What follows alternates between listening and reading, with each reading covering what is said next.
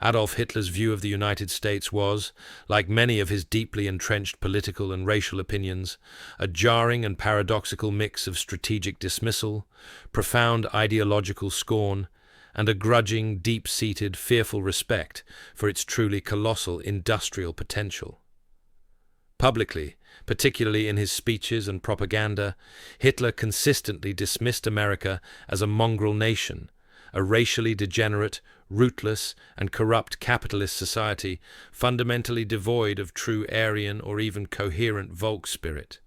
He viewed the US as a decadent, internally weak state whose population, being a haphazard mix of various immigrant groups, hopelessly lacked the racial purity, historical discipline, and martial spirit necessary for enduring greatness. This profound ideological contempt led him to consistently underestimate America's will to fight, and crucially, its unprecedented capacity for rapid, overwhelming military mobilization, a catastrophic miscalculation that would ultimately prove fatal to the entire Third Reich. In private settings, particularly during the early, heady years of the war, Hitler displayed a deeply rooted, almost visceral fear of American industrial capacity. Having meticulously studied the outcome and resource demands of World War I, he understood perfectly well that the sheer, overwhelming weight of American steel, oil, and machinery had definitively tipped the scales against Imperial Germany in 1918. He frequently expressed to his most intimate inner circle, as recorded in the secret table talk sessions, that a protracted global war with the United States was a logistical and strategic nightmare that Germany could not win. This deep-seated fear was a primary driver behind his core strategy of rapid, decisive blitzkrieg victories in Europe, aiming to secure the continent and its resources before American industry could fully convert to a war footing and mobilize its immense, untapped resources. Hitler's official declaration of war against the United States on December 11, 1941, just 4 days after the Japanese attack on Pearl Harbor, remains one of his most puzzling and strategically counterproductive decisions of the entire war. Germany was not obligated by the terms of the Tripartite Pact to declare war on the US. The treaty only required aid if Japan was attacked, not if it initiated the conflict. However, Hitler believed he needed to demonstrate unwavering, immediate solidarity with Japan to cement the Axis alliance, and more importantly, he felt a desperate compulsion to strike first against the US, rather than wait for President Roosevelt to inevitably provoke a state of war through continued support of Britain. This preemptive move was a massive, gratuitous strategic gift to the Allies, immediately simplifying the global conflict for the US and uniting American public opinion behind a total war effort against both major Axis powers. While ideologically scornful, Hitler harbored a grudging, selective admiration for America's business model and pioneering technological spirit, particularly the sweeping industrial innovations of the late 19th and early 20th centuries. He held a particular, long-standing respect for figures like Henry Ford, for his revolutionary assembly line production methods, and for the core concept of mass mobility achieved through widespread, affordable automobile production. Hitler envisioned applying the American model of capitalist efficiency, when stripped of its democratic, liberal, and cultural trappings, as the ideal, ruthless structure for powering a modern, totalitarian state. Throughout the war, he sought desperately to emulate the speed, standardization, and scale of American manufacturing in German war production, but consistently failed to match its staggering volume. Hitler viewed President Franklin D. Roosevelt with an intense, visceral hatred and profound personal contempt. He consistently dismissed FDR as merely a puppet of international Jewry and finance, and a warmongering, hypocritical political schemer. Hitler saw Roosevelt's repeated strategic efforts to aid Great Britain through programs like the Lend-Lease Act as deliberate, unprovoked acts of aggression against the German Reich, viewing FDR as the primary political orchestrator determined to drag America into the conflict. In Hitler, rigid conspiratorial mind, Roosevelt was not a true representative American leader, but a deeply corrupt political architect who deliberately sought conflict to save his own perceived flawed and collapsing political system. A core, foundational component of Hitler's entire racial ideology was his belief in the inherent weakness and fragility of a mixed-race society.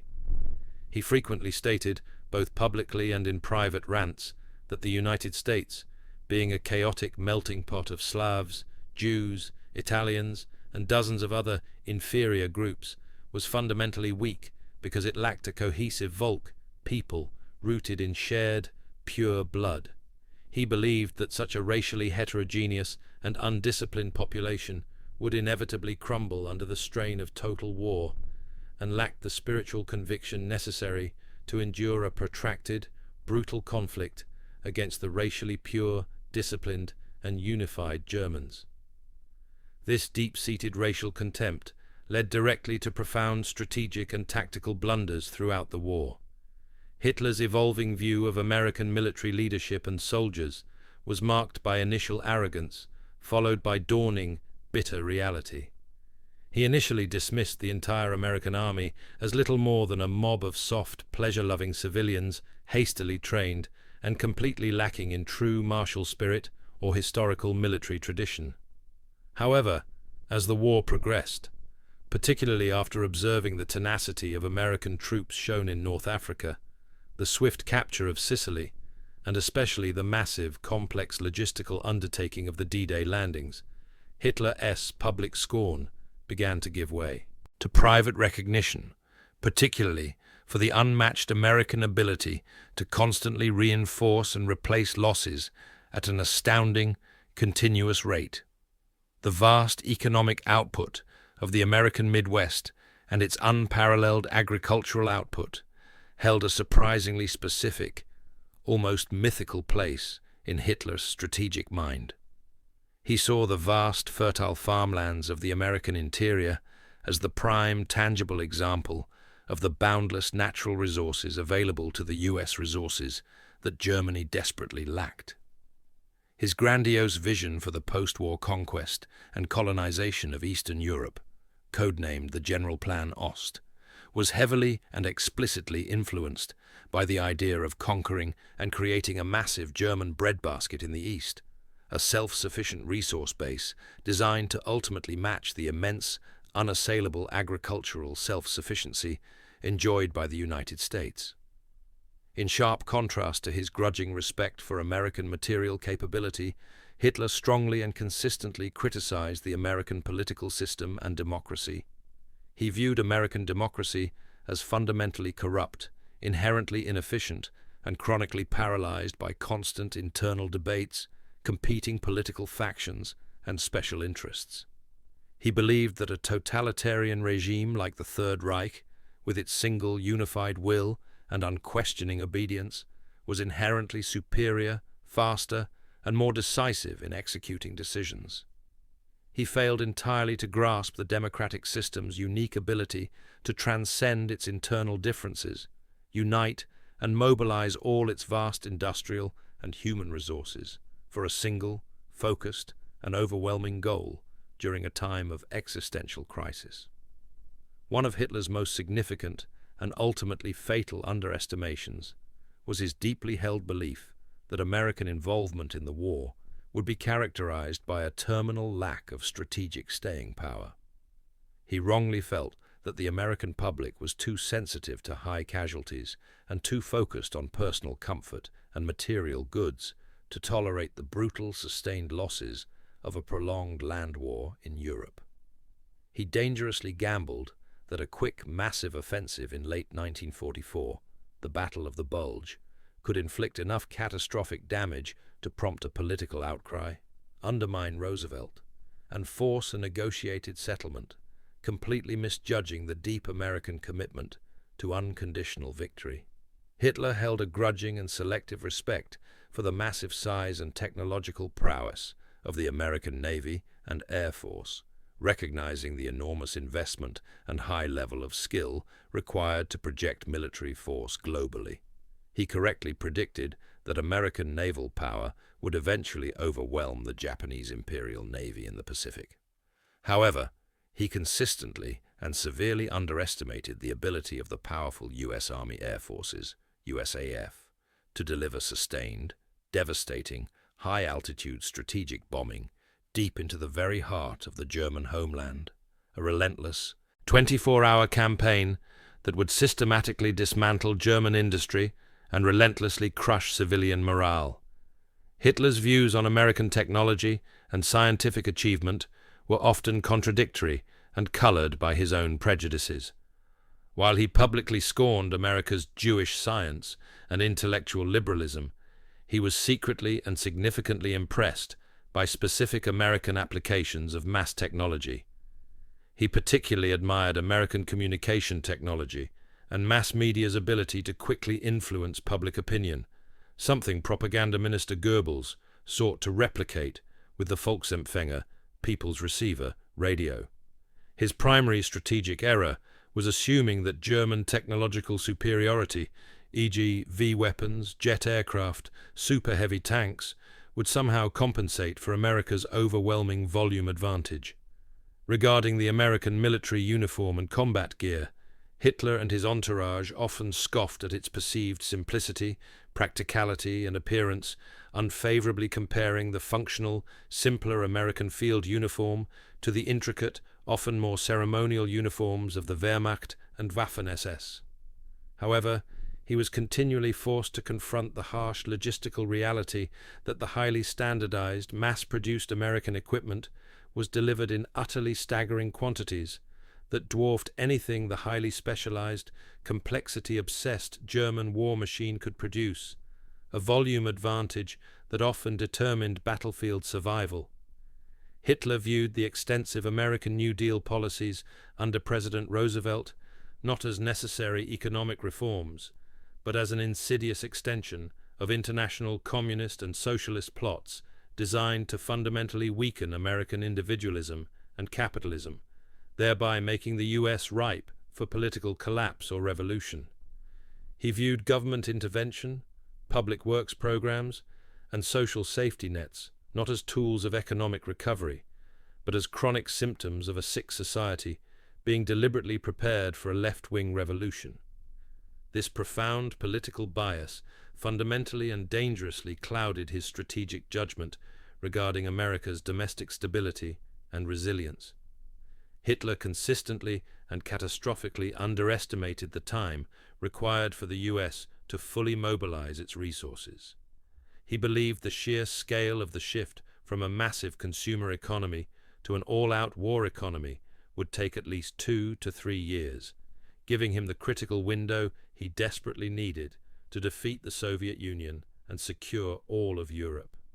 In reality, under the highly efficient American War Production Board, the mobilization happened with unprecedented speed and efficiency, stunning the German leadership with the veritable torrent of tanks, planes, and ships that began flooding the Allied supply routes by late 1943. Hitler viewed Hollywood as a pernicious tool of political propaganda wielded by his enemies, specifically Jewish film producers, designed to poison the minds of the American populace and spread anti-German sentiment globally through captivating mass entertainment. He banned virtually all American films in Germany and constantly tried to counter the massive cultural influence of Hollywood with heavily subsidized German state-produced propaganda films, believing that total control over mass culture was absolutely critical to maintaining a unified national spirit and controlling the domestic narrative.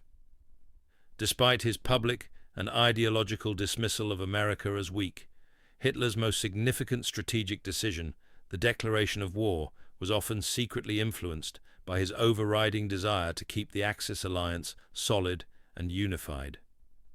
He genuinely feared that if he did not stand immediately with Japan after Pearl Harbor, the alliance would quickly fracture, leading Japan to negotiate a separate peace with the US, thereby freeing up immense American power for the European theater.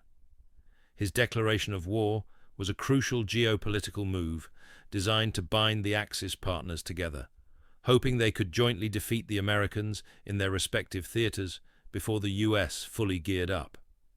Hitler was consistently impressed by the American concept of mass standardization in industrial production, but he utterly failed to successfully apply it to the complex German military apparatus.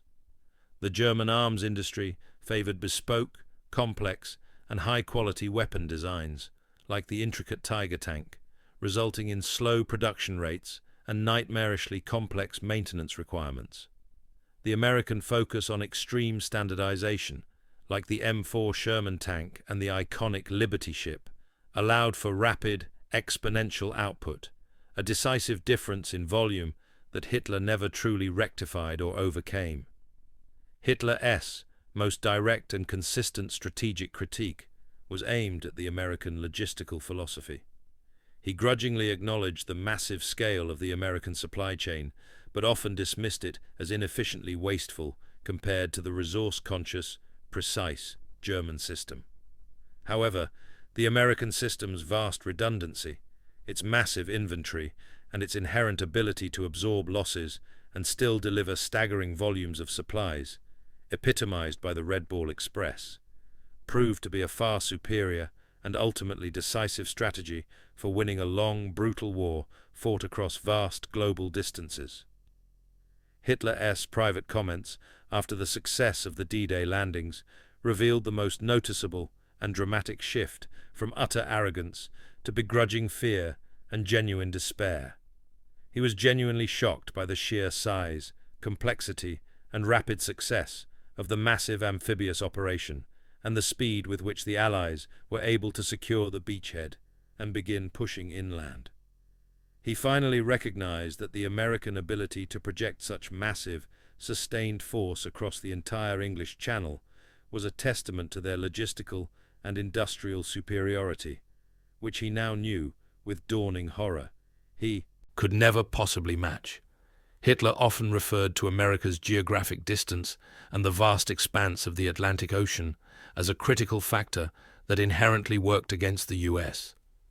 He believed the vast expanse would be an insurmountable barrier to establishing and sustaining a major land war in Europe, thereby allowing him the necessary time to first defeat the Soviet Union.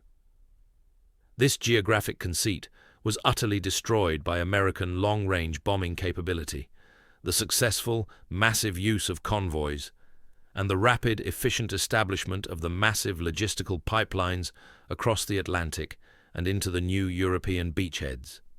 Hitler's view of American casualty tolerance was proven tragically and fatally wrong during the pivotal Battle of the Bulge in late 1944.